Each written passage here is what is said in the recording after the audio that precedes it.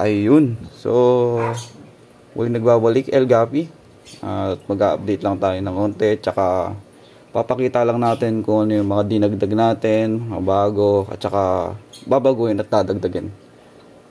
At tsaka yung mga update natin sa P-Dirt, kung ano yung mga mabebenta natin ngayon, tsaka yung may groom natin. No? Papakita ko na rin yung mga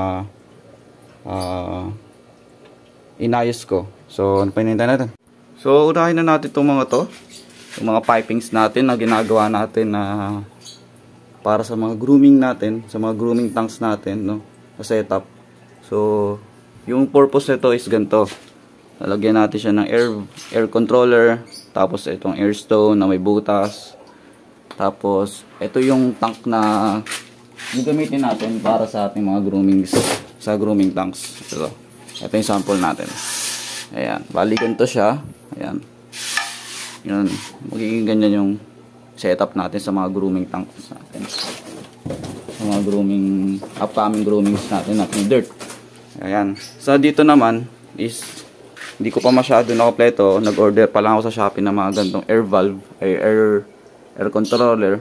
So kulang pa kahit na mga mga 50 pieces na lang. Then sa taas, baba, tsaka dito sa ilalim, mga 15 gallon to na dinivide sa tatlo. Na-divide siya sa tatlo. Bali, tigta tatlo ay dadalaw sa kada layer. Tapos meron siyang dalawang divider. So, tatlo yung slot. Bali, 6. So, magiging 18 yung mga show grade natin. Talagang pipili natin yung mga show grade natin na pang show. Baka bago mag-December, may mga pang show na tayo. So, ayan, ito, ganto. Kung gusto nyo ng tutorial, so, pwede naman, may lang kayo, comment lang kayo sa ating video, no? So, next naman tayo sa paano setup natin sa mga idadagdag natin para setup ng pang-breed. So, dito tayo mag-breed, no? Ito yung pwesto na magiging breeding area, no? Ito yung pwesto. Tapos, puro ganito lahat ng mga tab natin for breeding. No? Ayan. So, may ganda yung pwesto dito. Mainit. No? May araw. Yung init pala dito, hindi ganun kainit. Yung saktong init lang para sa isda na hindi nag-warm yung tubig. No? Hindi nag-warm yung tubig natin para sa mga isda natin. So, ayan. Medyo makalat lang. Pero, ito yung magiging breeding area natin yan soon. So, papalitan lang natin to ng kulay blue para kita talaga yung fry kapag may nag-drop. Then, hindi lang P-Dirt yung iyan natin dito.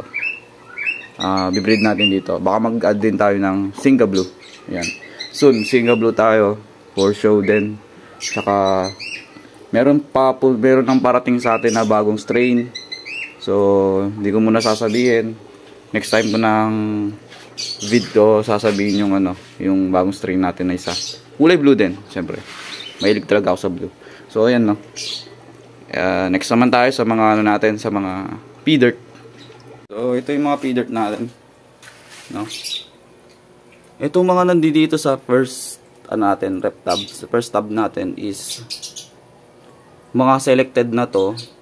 So, pero isa-select pa rin natin siya para sure. No? Makapag-select talaga tayo ng mga pang show. Ayan. Halos 2 days na lang, 2 months old na sila sa 15. So, tingin tayo pa. Mga siguro bago mag 2.5 months is selecting na tayo, tapos groom na natin. Ayan sila. Ayan. Pogi. Ayan. Siyempre, pogi din yung amo. Joke lang. Ayan o, puro dark ear lahat. So, selected na lahat ng dark ear dito. Siyempre, pati sa material natin may dark ear rin. Ito na. Ayan. Ito yung mga material grade natin na dark ear din syempre. Hindi yan mawawala. Ayan. Kitang-kita naman dark ear. Solid. Ayan. Dark ear na dark ear. So, itong mga to, hindi naman siya ganun ka solid din. Pero, may masasabi pa rin tayo na solid dito. So, baka makapag-select pa tayo dito ng mga groomable at saka pang show. Baka malay natin makaselect tayo dito. So, yung iba dito, material na dahil Hindi ko gusto yung body nila, medyo maliit. Pero yung kagandahan nila dito is yung dark ear, maganda yung ear, malalaki na. Tapos yung buntot nila, yung caudal nila, bilog. Mataas din yung mga ano nila. Solid din yung kulay, intense, no? Lalo na pag na-groom to. Kaya makapag-select ka din sa mga anak nila na dahil material, makapag-select ka pa rin talaga. Ayun, no? So next naman natin yung mga female natin. Ito yung mga female natin. So hindi pa ganun kalalaki. Para sa akin hindi pa to ganun kalalaki. Pero okay na sila for 2 months na makabawi pa naman sila after 2.5 months. Pwede na silang i-breed nun. For me, pwede na silang i-breed nun. Pwede na kayo mag-breed nun 2.5 months. So, ayan. Ayan, solid. So, kung gusto nyo umorder, message lang kayo. Ayan nga lang, hindi siya budget meal. Wala tayong budget meal ngayon na feeder. Dahil, kailangan din natin. At saka, pang-upgrade din natin sa mga, sa mga grooming tanks at saka area. So, kung gusto nyo umorder so yung i-available lang natin is material grade. So, ako na bahala mag-select sa inyo para ng mas maganda talaga ng mga material grade. Soon tayong mag-ship. Try natin sa Lunes makapag-ship na.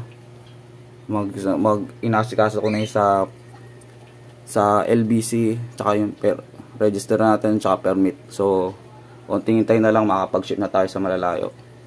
Ayan. Kung gusto nyo message lang anytime. So, naman ako, magre-reply naman ako agad. So, hanggang doon na lang muna. Bye-bye.